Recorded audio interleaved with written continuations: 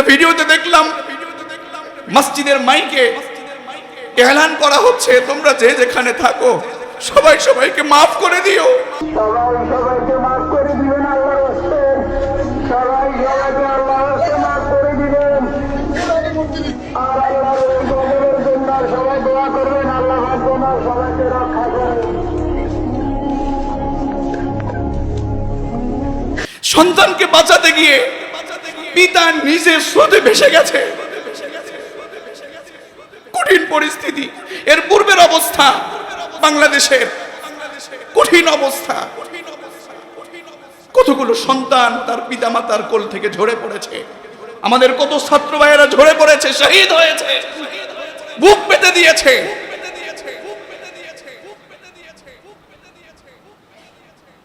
এর দায়ভার আমাদেরকে নিতে হবে।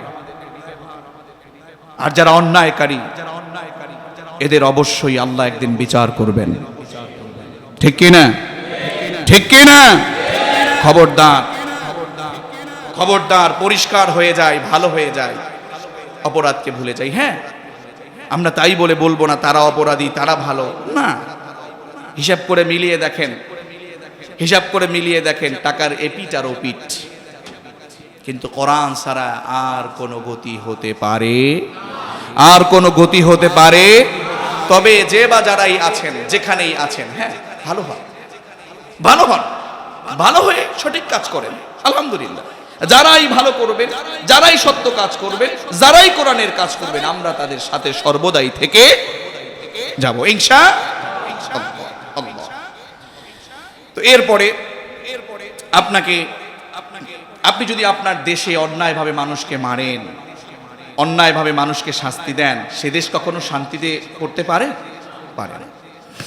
আল্লাহ বললেন এরপরে আপনাকে ৮ নম্বরে ওয়ালা ইয়াজনুন, জিনা ব্যভিচার করা যাবে না। দেখলাম কিছুদিন আগে আনন্দে আত্মহারা হয়ে মাইক্রোফোনে এরপর কি বলে ডেক্সেট বক্স টক্স বাজাইয়া নাচানাচি ড্যান্সিং করছে। এটা তো জিনার একটা প্রথম রূপ। এ কাজ তো কোনো মুমিন করতে পারে? করতে পারে? জিনা করা যাবে না, ব্যভিচার করা যাবে না। ৯ নাম্বার, বর্তমান সময়ের জন্য খুব জরুরি একটা কথা, পূর্বের জন্য অনেক জরুরি ছিল। আল্লাহ বলছেন ওয়াল্লাযীনা লা ইয়াশহাদুনাজ-যূরা ওয়া ইযা মাররু বিল-লাগবি মাররু কিরামা। আপনাকে ৮ নম্বরে আল্লাহ বলছেন ব্যভিচার করা যাবে না। ৯ নম্বর লা ইয়াশহাদুনাজ-যূর, মিথ্যা সাক্ষ্য দেয়া যাবে না। মিথ্যা সাক্ষ্য দেয়া যাবে, মিথ্যা সাক্ষ্য দেয়া যাবে। মিথ্যা সাক্ষ্য দিয়া ওলামায়ে কেরামদেরকে শেষ করে জনমের মতো ষড়যন্ত্র করে মেরে ফেলে ওলামায়ে কেরামদেরকে, দেশকে, কোরআনের খেদমতকে কতটা ক্ষতি হয়েছে বা করেছে, এটার জবাবদিহিতা আল্লাহর কাছে দেয়া লাগবে। অবশ্যই আল্লাহর কাছে দেয়া লাগবে। আল্লাহ রসুল কি বলেছেন দেখুন। আল্লাহ রসুল এইভাবে হেলান দিয়ে বসে আছেন, হেলান দিয়ে বসে আছেন, সাহাবায়ে কেরামদেরকে বলছেন, এই তোমরা জানো আল্লাহর কাছে সবচেয়ে বেশি আল্লাহর কাছে পাপ কোনটা? তোমরা জানো সবচেয়ে বেশি পাপ কোনটা, বড় পাপ কোনটা? সাহাবায়ে কেরাম বললেন আল্লাহু ওয়া রাসূলুহু আ'লাম, আল্লাহ এবং তার রাসূল কি জানেন?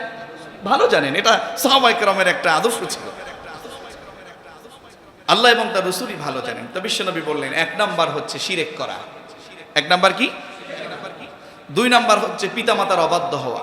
৩ নাম্বার রাসূল কি করেছিলেন? হেলান দিয়েছিলেন। ৩ নাম্বার বলার সময় বিশ্বনবী হেলান দেয়া থেকে এইভাবে করেছিলেন, হেলান ছেড়ে দিয়ে সামনে চলে এসে বললেন ৩ নাম্বার কি জানো? আলা ওয়া শাহাদাতাজ যুর, আলা ওয়া শাহাদাতাজ যুর, আলা ওয়া শাহাদাতাজ যুর, আলা ওয়া শাহাদাতাজ যুর, আলা ওয়া শাহাদাতাজ যুর, আলা ওয়া শাহাদাতাজ যুর। এইভাবে করে বলতেই ছিলেন। সাহাবায়ে কেরাম এইভাবে করে বলছেন যে লাইতাহু সাকাতা, আরে হায় হায়, রাসূল যদি এখন একটু চুপ থাকতো। আপনি কি বুঝতে পেরেছেন আমি কি বলছি? মানে এইভাবে করে হেলান দেয়া ছিল। উঠে 3 নাম্বার গুনাহের কথা উঠে বিষ্ণুনবী এভাবে বলছেন, আলা ওয়া শাহাদাতাজ জুর, আলা ওয়া শাহাদাতাজ জুর, আলা ওয়া শাহাদাতাজ জুর, আলা ওয়া শাহাদাতাজ জুর। মিথ্যা সাক্ষীর ব্যাপারে বিষ্ণুনবী এভাবে বলছেন। সাহাবায়ে কেরাম বলেন, লাইতাহু সাকাতা, হায় হায়, বিষ্ণুনবী এখন যদি একটু চুপ হইতো। এতবার বলছেন, কি সেটা? 3 নাম্বার গুনাহ হচ্ছে মিথ্যা সাক্ষ্য দেয়া। মিথ্যা সাক্ষ্য দিয়া যারা কোরআনের কর্মীদেরকে, কোরআনের পাখিদেরকে শেষ করে দেবার পায়তারা চালিয়েছে, কোরআনের কর্মীদেরকে শেষ করেছে, ওয়াল্লাহি আপনার কাজ করায় তাদেরকে আসামি হয়ে আবু জাহেলদের কাতারে দাঁড়াতে হবে। এখনো সামনে যারা অপরাধী এখন যাদেরকে ধরছে তাদের ব্যাপারে মিথ্যা সাক্ষী দেওয়া যাবে না। মানবিক আচরণ করতে হবে, তবে অন্যায় করলে তার বিচার করতে ছাড় নেই। মক্কা বিজয়ের পরে বিশ্বনবী সাল্লাল্লাহু আলাইহি ওয়াসাল্লাম, মক্কা বিজয়ের পরেও বিশ্বনবী সাল্লাল্লাহু আলাইহি ওয়াসাল্লাম এমন অনেককে আছেন ক্ষমা করেন নাই, যারা রাষ্ট্রের শত্রু, যারা দুর্নীতিবাজ, যারা অন্যায়কারী, ভালো হবার সুযোগ নেই যাদের, ভালো হতে পারবে না, তাদেরকে যারা দায়িত্বশীল তারা শাস্তি দিলে সে ব্যাপারে আমাদের কোনো কথা নাই। তা চলছে, দেশের অবস্থা মারাত্মক হয়ে যাচ্ছে। আবরার ফাহাদ কথা বলেছে পানি নিয়ে, কথা বলেছে ছাত্ররা গ্যাস নিয়ে, শেষ হয়ে যাচ্ছে। আরে সোনার ছেলেরা চিনলা না, চিনো না। এজন্য আমাদেরকে সব কিছু বুঝে শুনে মোকাবেলা করতে হবে।